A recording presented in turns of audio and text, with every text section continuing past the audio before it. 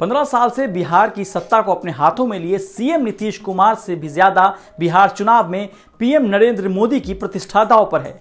अखबारों और TV news चैनलों पर समय समय पर आने वाले सर्वे बता रहे हैं कि प्रधानमंत्री नरेंद्र मोदी की लोकप्रियता अभी भी बरकरार है।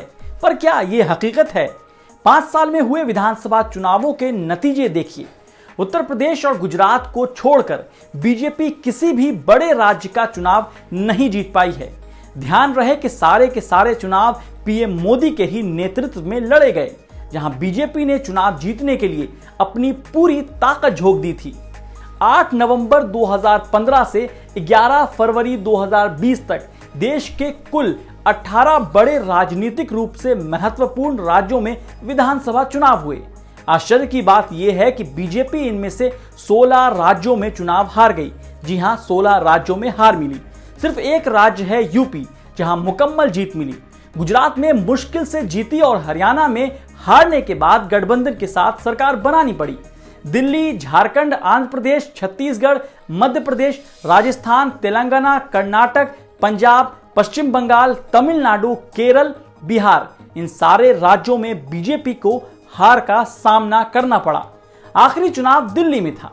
बीजेपी पूरी तरह से हारी, वो भी तब जब आर्टिकल 370, सीएए, राम मंदिर पर सुप्रीम कोर्ट का फैसला और 3 तलाक जैसे मुद्दे उसके हक में थे।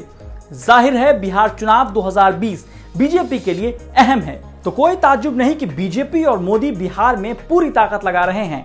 सितंबर के महीने में वो छोटी छोटी परियोजनाओं के उद्घाटन के नाम पर अब तक 4 वर्चुअल रैलियां कर चुके हैं, जबकि आगे इसी महीने में वो 2 और ऐसी रैलियां करने वाले हैं। ये ऐसी परियोजनाएं थीं जिनका उनके कैबिनेट के कोई भी मंत्री या बिहार के मुख्यमंत्री भी उद्घाटन कर सकते थे, जैसे सीवर ट्रीटमेंट प्लांट और जल आपूर्ति परियोजना का उद्घाटन, एलपीजी बॉटलिंग प्लांट का उद्घाटन और बिहार के लिए पशुपालन, मछली और डेयरी से संबंधित योजनाओं के शिलान्यास और उद्घाटन।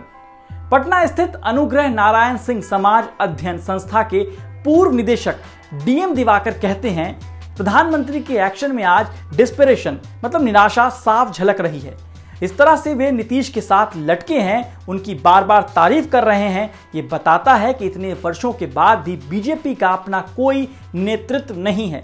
वो लगातार राज्यों का चुनाव हार रहे हैं और उनका कॉन्फिडेंस लेवल काफी नीचे आ चुका है।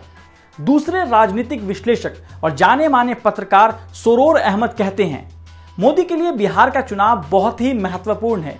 ये लॉकडाउन का रेफरेंडम है। कहा जाए तो राज्यों का चुनाव उनके लिए vote of no confidence motion होता जा रहा है। वो किसी भी तरह से बिहार का चुनाव जीतकर अपना मोराल हाई रखना चाहते हैं।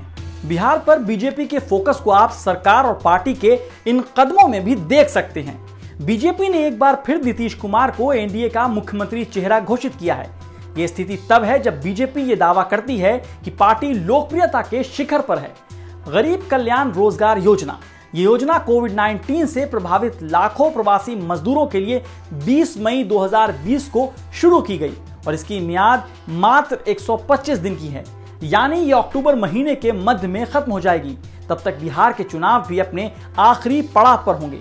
बिहार से आने वाले सुशांत सिंह राजपूत के डेथ केस को बीजेपी द्वारा इतना तूल देना, 3 केंद्रीय एजेंसियों को लगा देना, मोदी कैबिनेट का दरभंगा में एम्स को मंजूरी देना, महाराष्ट्र बिहार के बीच अगस्त में पहली किसान स्पेशल पार्सल ट्रेन शुरू करना, बिहार चुनाव से पहले अयोध्या में राम मंदिर का शिलान्यास, मंदिर शिलान्यास कार्यक्रम में जय श्री राम की जगह जय सिया राम का नारा लगाना, मिथिलांचल से सीता जी के संबंध को लेकर सियासी पंडित इसे भी बिहार चुनाव से जोड़ रहे हैं।